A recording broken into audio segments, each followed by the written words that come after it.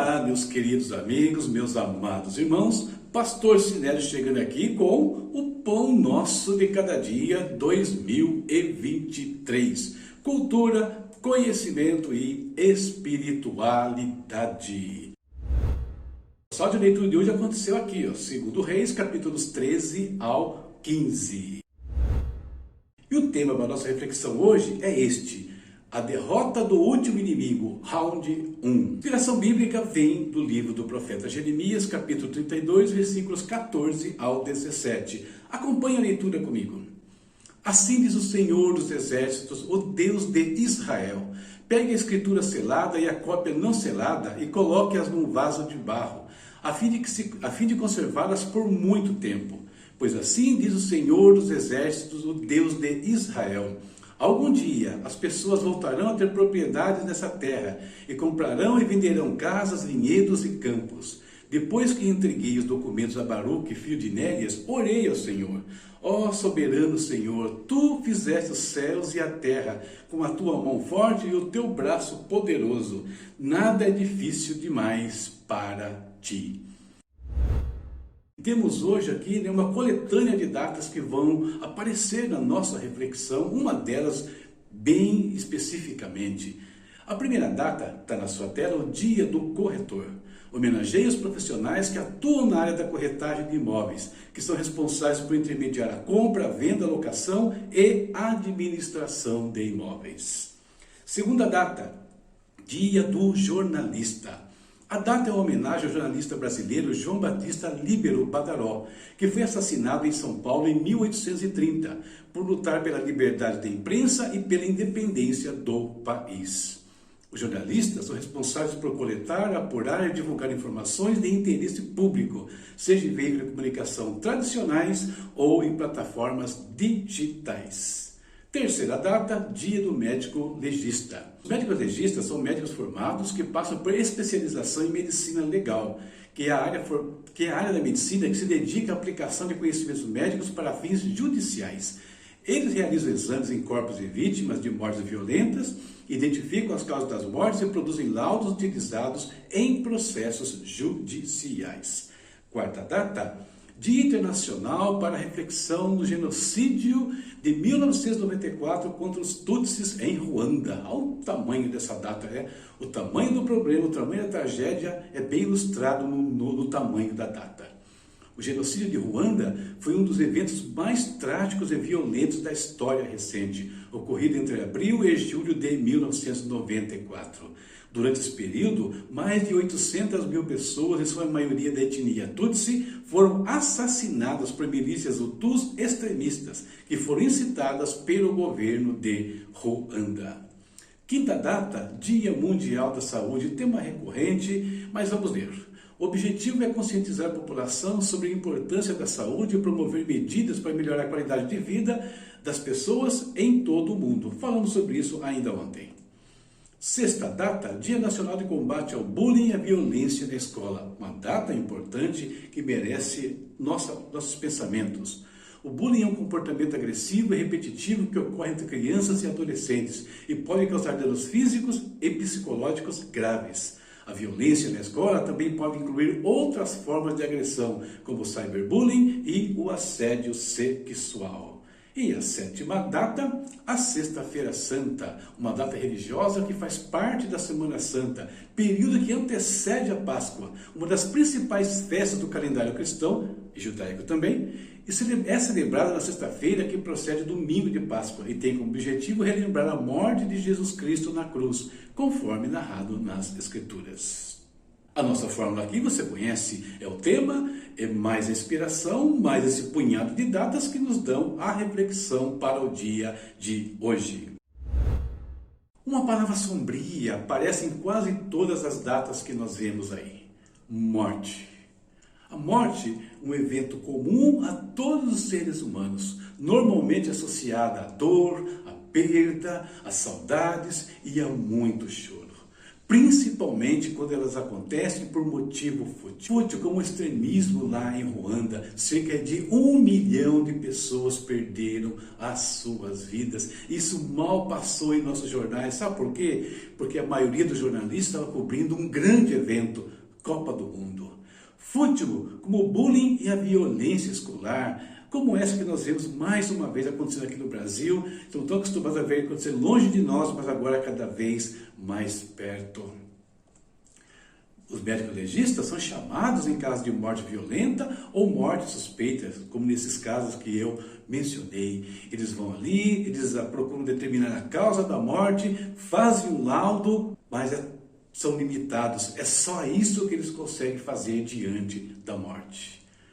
Fala-se muito em saúde, mais uma vez, já foi citado aqui hoje, mas o melhor plano de saúde do mundo não pode nada contra a morte. Quando o homem se vê diante dela, o encontro é fatal.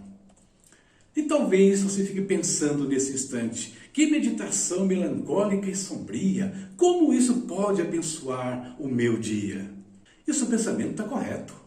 Aliás, é assim que estava pensando o profeta Jeremias, no texto que nós lemos hoje, quando Deus pede a ele que ele compre um imóvel, compre uma propriedade no momento crítico. A nação estava prestes a cair debaixo do governo de Nabucodonosor, a cidade seria destruída, o templo seria destruído, milhares iam perder sua vida. Por que ter uma propriedade agora?